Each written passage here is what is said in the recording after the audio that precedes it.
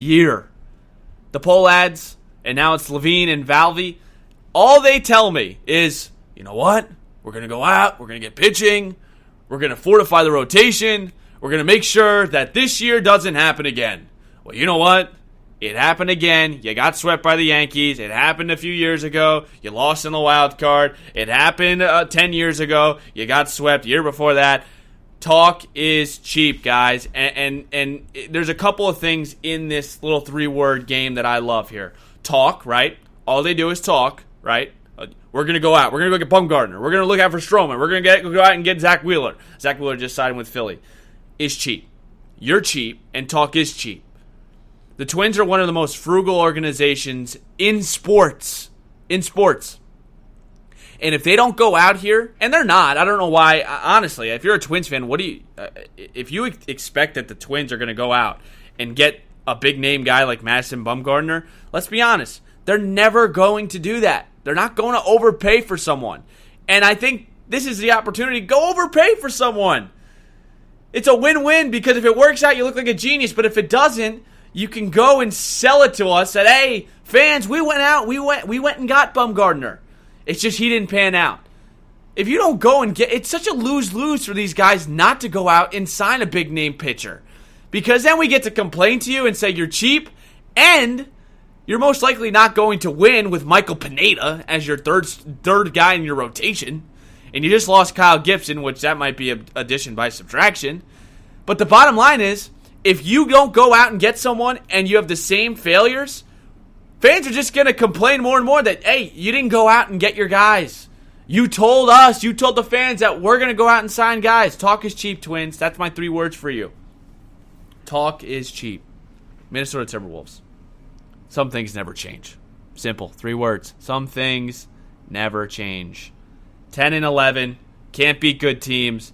Did you guys see what happened in Oklahoma City? I mean, it is the most Timberwolf way to lose, right? So, the Wolves are, again, leading the entire game. Comes the fourth quarter, defensive lapses. They're giving up boatloads of points. They can't get a stop defensively. And how about this? Jordan Bell gets called for a technical foul because he doesn't have his jersey tucked in. Oklahoma City gets a technical free throw. Instead of a 3-point game, it's a 2-point game. And then the defensive lapses. How about Jeff Teague? You're a veteran, dude. Steven Adams throws a full court pass to Dennis Schroeder. Schroeder kind of pushed off a Teague. So, I mean, it was, how do you let that happen? As a coach, number one, Ryan Saunders responsible. As a veteran, Jeff Teague. Can't happen. Go look at this game. This is a game that the Timberwolves had in the bag.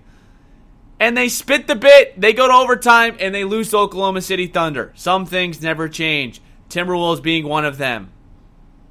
You can talk about culture. I love the way the team is built this year. I think they're very close. I think it's a cohesive group.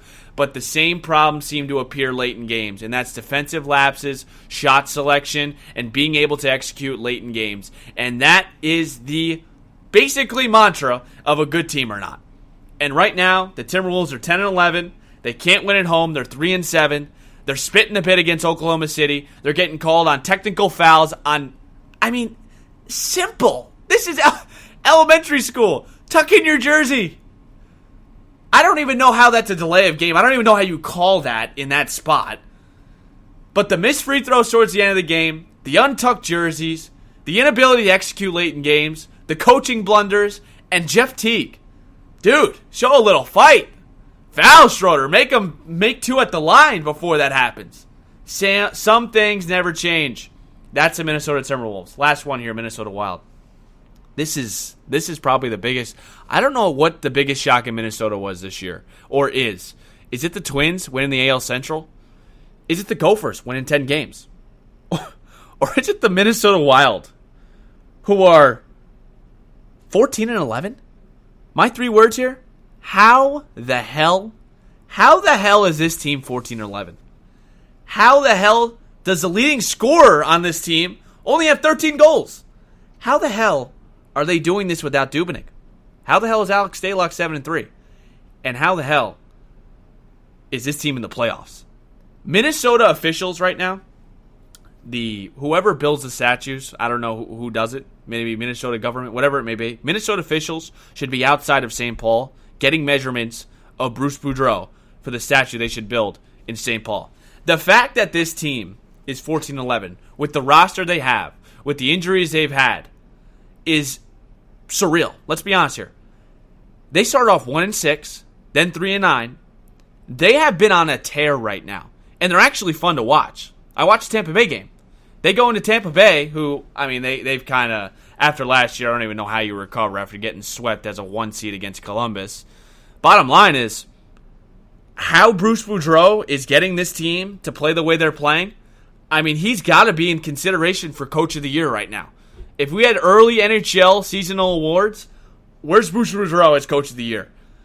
Because what he's been able to do with this team, with the talent, let's be honest, every game that the Wild are going to go into, I would say 9 out of 10 times they're going to have the less talented roster.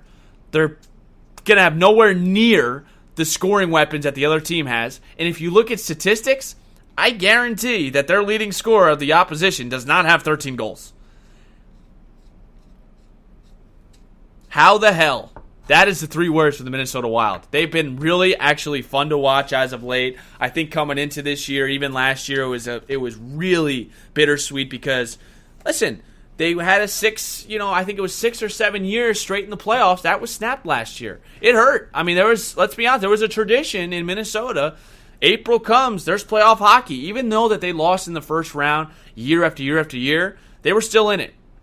And after last year, I wrote them off. You wrote them off. A lot of NHL analysts wrote them off that this was, okay, full tank mode. They're going to trade away their guys. They traded away Granlund. They traded away Niederreiter. They traded away Coyle.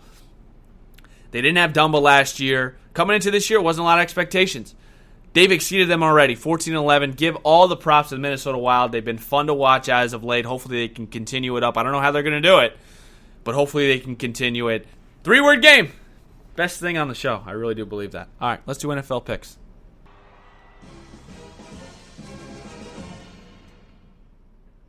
Week 14 of the NFL season. Here we go. Let's do this thing. I can't believe it's almost over already. Only a couple more weeks left of picks. Review last week. Houston, that's a winner. That's an outright winner. Vikings plus 3.5. Dan Bailey. Really? Really, Dan? Dan did me dirty. Vikings lose by 4 in this one. It's often a missed extra point. I didn't mind it at the time. Once again, I never let my betting get in the way of my real team, and that's the Vikings. And I think when Dan Bailey missed that kick, I said, you know what, I'm okay with that. Because instead of them breaking my heart in overtime, maybe they tie it up with the field goal. They have to go for the kill. They have to go for the win. Didn't mind it. I'll take that loss. Lost with the Vikes. And then the Jets. I mean, I have zero defense. Minus 3.5. You go to Cincinnati. They're 0-11. You get dominated. No thank you. Never again with the Jets. All right, so new week here, week 14 of the NFL season. A lot of great games on slate. Colts plus 3. Colts are going to go play Tampa Bay. Colts are surviving right now. They need to win this game. It's a huge game for them. I'm getting the better coach. I'm getting the better quarterback. I'm getting the better defense. The only reason why Tampa's favored is because they're home. They've played a little bit better. You know, they put up a lot of points, but I like the Colts in this situation. Indy plus 3.5. At Tampa Bay. I would buy that half point, by the way, just in case, just to be safe. There's no way the Colts lose by more than 3.